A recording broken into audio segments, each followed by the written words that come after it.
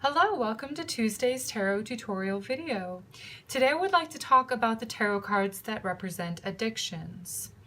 I would like to share some more alternative viewpoints to the traditional interpretations by discussing the Devil, the Ten of Cups, the King of Swords, and the Seven of Cups cards. So we normally think of addiction as being represented singularly by the old Devil card. Traditionally, this card represents fear, anger, worry, and all unproductive thoughts and emotions. It represents suppression, obsession, bondage, hedonism, unconsciousness, negativity, relinquishment of personal power, attachments, hopelessness, darkness, vice over virtue, and of course addictions. So there is a saying that comes to mind when I see this card, that the devil that you know is better than the devil that you don't know. And that may be so. There is some comfort in familiarity, even if it is an unhealthy pattern. In the Devil card, we see this beast who seems to have dominion over the animalistic side of human nature, as represented by these two, the feminine and masculine archetypal figures.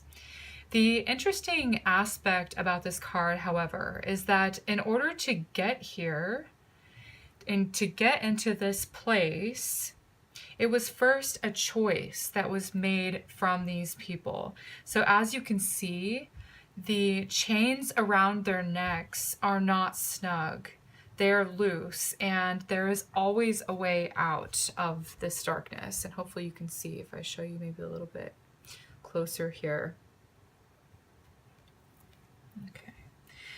It does scare people. This card, whenever it comes up, it does have somewhat of a frightening image that, you know, there's this dark devil or like a negative entity that has sort of control over us. But this card is just showing like the shadow aspects of ourselves, the unconscious aspects of ourselves, where we give away our power. Nobody can take our power unless we first give it away.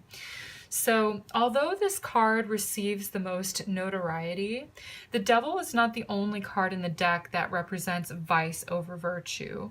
We can see it in these less commonly talked about cards as well.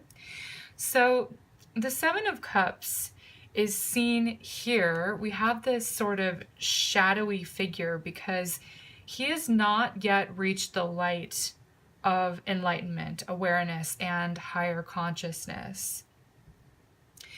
He is quite literally in the dark. His options are unclear, and although he has many in front of them, or many of these options are in front of him, there is a sense of delusion and confusion that this card represents. And it's possible that his drug or alcohol addiction has him in a position where he can't really see things clearly, and he's in this sort of this fog. We see the smoke around him, which, you know, could be a hint that there is some sort of chemical dependence. He is possibly high. And we also see him reaching for these cups all around him, which could be indicating a compulsion for drinking.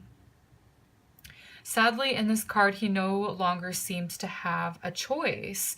And what was once a form of what could be a circumstance of escapism has now consumed him completely. So he wants to make the right choice, but he either doesn't know how or he can't see his choices or his options clearly. So he may be a lost soul. Oftentimes, I learn some alternative meanings of the cards through personal practice and experimentation.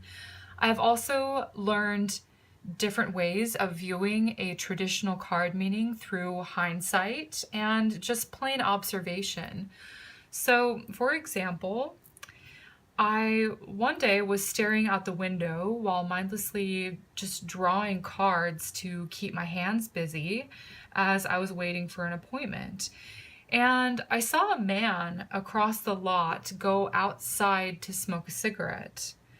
At that moment, I looked down to find that I had pulled the King of Swords and the Ten of Cups as I was watching this man across the lot feeding his addiction. It is a darker and lesser known aspect of the King of Swords character that he is an addict. Not always, as he has lots more of attractive attributes, but this is one thing that I have come to know and see over time just with experience. He falls on his sword by self-undoing and by cutting himself, basically. So moving on to the last card here, the Ten of Cups.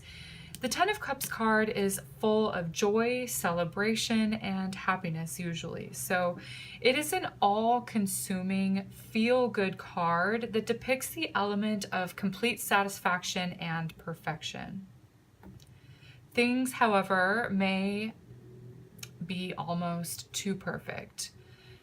The figures dancing under the rainbow represents somewhat of a euphoric utopia of paradise and elation. This is a living dream that can only last so long here in this human reality, because as we know, not everything can be good all the time. It's just not realistic. I always feel like this card is like a rose-colored glasses card, and I do tend to categorize it that way.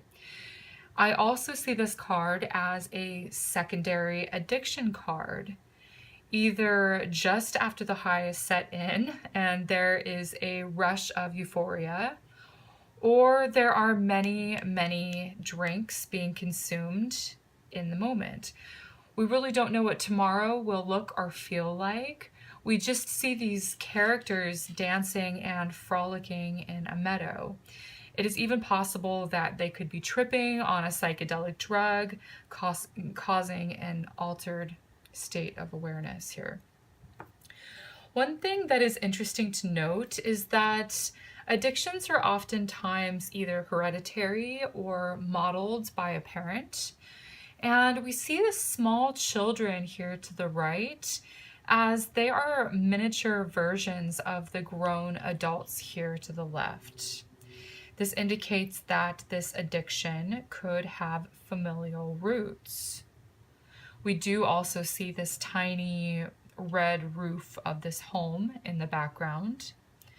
So there is some sort of an indication that there is some genetic ties here and this state of elation. So not always, but sometimes does this card represent a secondary addictions card.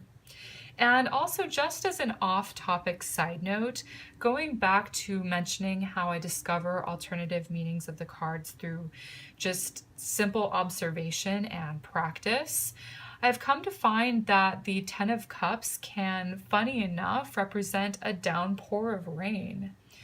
This card kept popping out one night when I was doing readings during a rainstorm, and I really just put two and two together that the cups seen in the weather above here could be a pouring out onto the people below. Anyway, these addiction cards can be seen showing the immediate payoff of pleasure with long-term consequence of dependence and many undesirable side effects.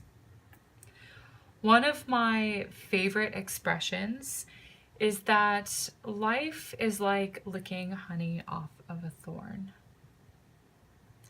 Thank you for watching, liking, and sharing my videos, and for subscribing to my channel. I will see you in the upcoming tarot tutorial videos.